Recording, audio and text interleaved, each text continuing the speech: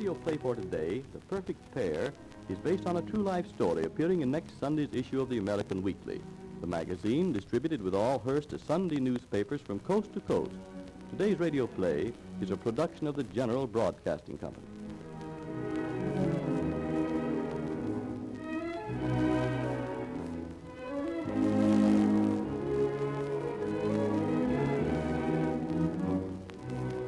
Have you ever been in a small-town newspaper office? Then you know just how the editorial and business room of the Brownsville Bee looks, with its tobacco-colored curtain halfway up the big plate-glass window, the weather-beaten sign, a bee hovering over its hive, the streaked and chipped door with a bell quivering on its hairspring whenever a customer enters, the high old-fashioned roll-top desk buried under clippings, proofs, and bills, and at the back the composing table, and off in one corner the linotype machine. Then, too, you are already acquainted with the editor, gray-haired, plump, and genial, coatless, with his shirt sleeves encased in black cambric protectors, the green eye shade interlocked with his gold-rimmed spectacles, his vest pockets bulging with pencils, a heavy watch chain draped across his bulging front. Yes, you know Editor Stone. That's Marvel Sparks, the Bee's girl star reporter. She can go much faster than that when occasion demands, but today, well, today is just one of those days in the office of the Bee.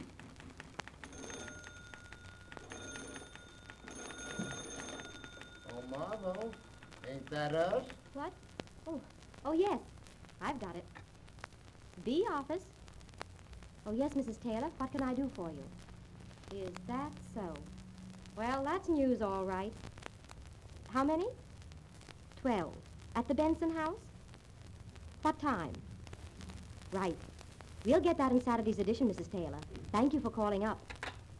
Here. What's the matter with the phone? Oh, there's nothing the matter with the phone. Well, then why do you try to break it to pieces, dear? I'm sorry, Mr. Stone.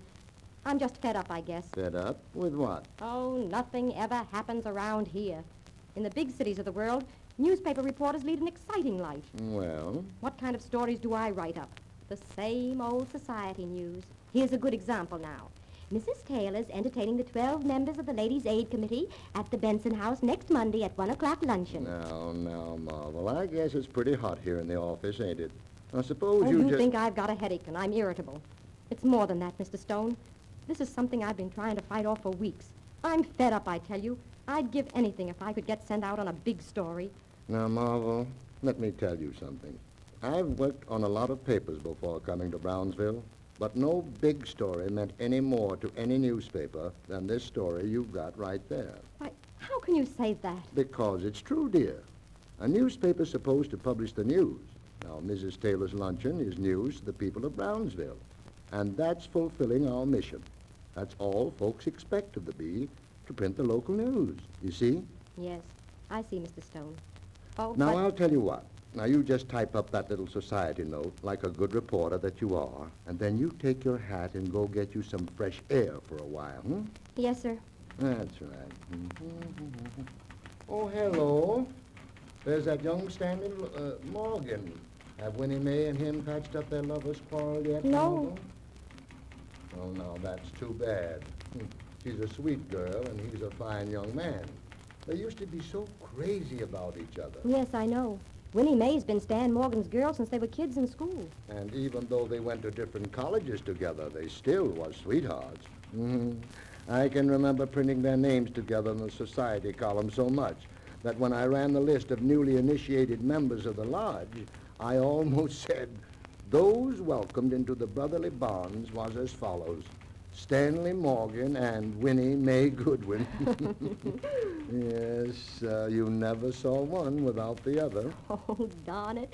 You made me write that Mrs. Taylor was entertaining the Ladies' Aid Committee and Stan and Winnie Mae. Oh, now that would be a nice item to run. I hope we can do it real soon, too. I do, too. They make a nice couple. I can't imagine what made them split up. But I don't think it was Stan's idea. Well, they do say the course of true love never runs smooth. Maybe there's a big story for you there, Marvel. Yeah, a couple of columns. I don't think. Are you finished? Right down to the -30. There's Mrs. Taylor all written up. I hope she likes it. Well, as long as her name's printed, you could say almost anything and she'd like it, Marvel. The office. Yes, just a minute. It's for you, Marvel. Oh, thank you. Hello? Oh, hello, Winnie Mae. Uh-huh. Just finished. Why, I'd love to come over for supper. Sure thing. Right away. Goodbye. Speaking of angels, that was Winnie Mae. She wants me over for supper. Her folks are away. Oh, I thought I recognized her voice. Well, run along and have a nice supper. Then. Don't worry, Mr. Stone. I will. And remember, get that big story before you come back.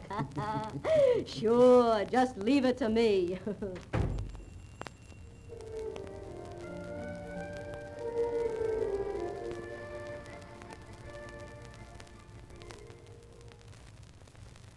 Oh, what a lovely evening, Winnie Mae. Isn't it? Would you like to go for a ride? Oh, that would be grand. Come along. That is, if I can get the car started. Sometimes this thing sticks. Ah, there she goes. Well, which way shall we go? Oh, I don't care. Out by the lake? All right, but But what, Winnie Mae? oh, nothing. There's some reason why you don't want to go that way. Tell me what it is. There's really no reason, Marvel. It's just that, well, I happen to remember it. It's the way Stan and I used to drive on evenings like this. Oh, but that's all over now. Is it really all over, Winnie Mae? Oh, Stan insists he's going to bring us together again. But he's just talking. No, Marvel. We'll never be sweethearts anymore. May I ask why not? Of course. And I'll tell you just what I told Stan that last date we had. It was at the lodge dance.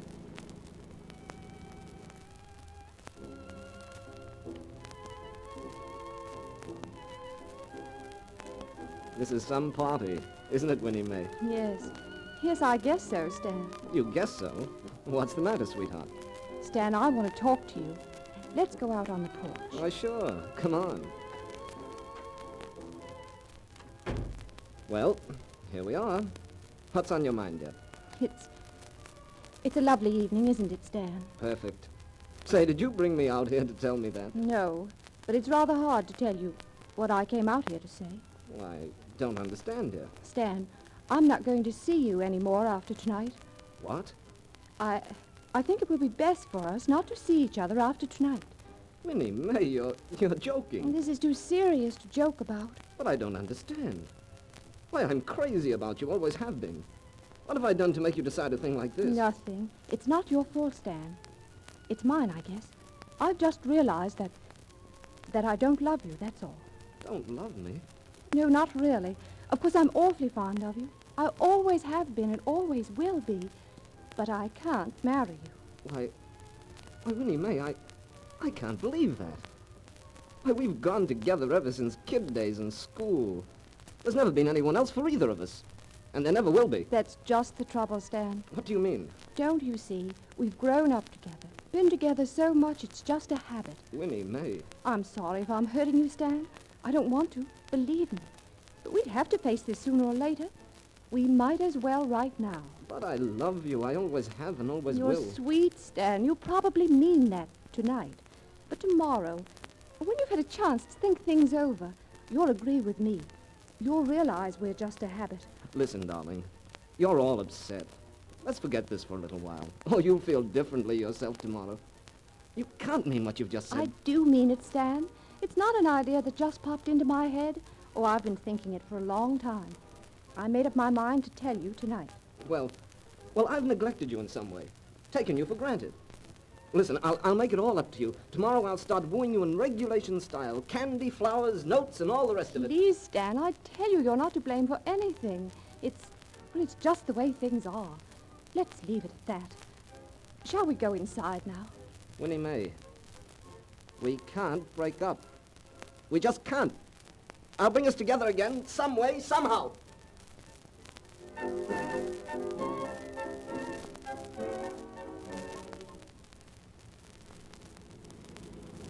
So now you know why Stan and I broke up, Marvel. Of course, you know best, Winnie Mae. It does seem a shame to have you two separated. Why, you're an institution in Brownsville. An example of a perfect tale. I know, and I'm fed up with it. You can't understand how a person can get fed up, Marvel. Oh, can't I, though? I was just telling Mr. Stone before I left this afternoon I was sick of writing up society notes. I want to handle a big story. I wouldn't care what it was. I could cover a murder the way I feel now. Is that a car coming behind us? Yes, and it's rolling right along. Sounds it.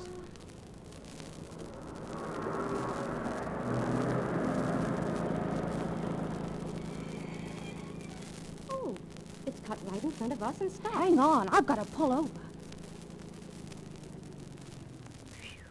That was a close one.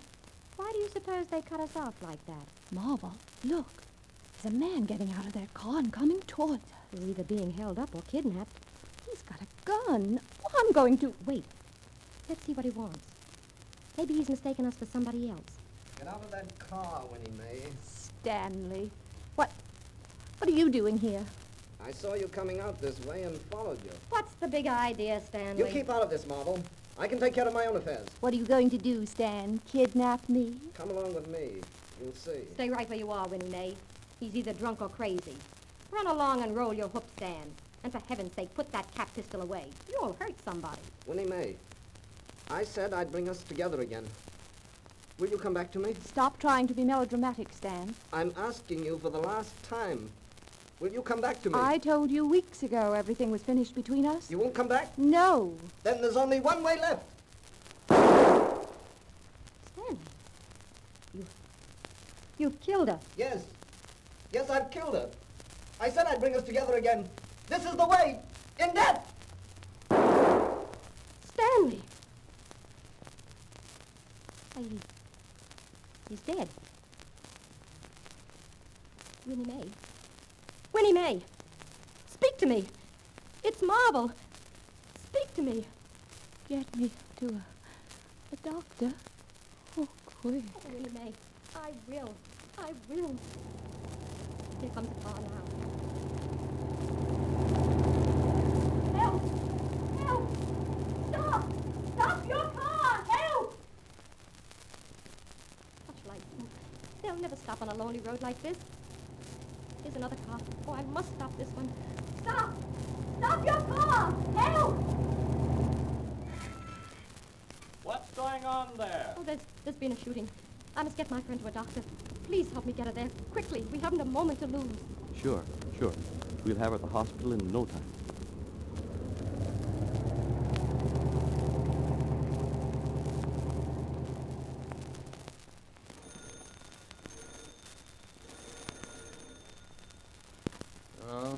The office? Huh? Oh, well, how should I know? Sure, she's my reporter, but she ain't been in to report yet. She's still up at the hospital. Who is it?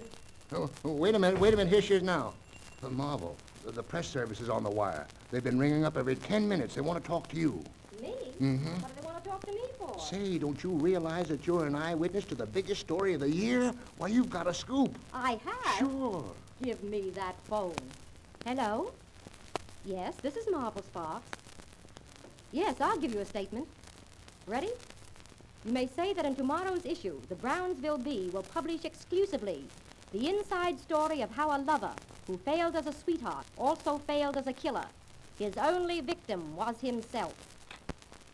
Be sure to read the interesting details of a small-town reporter's experience when she complained that nothing ever happened worth writing up.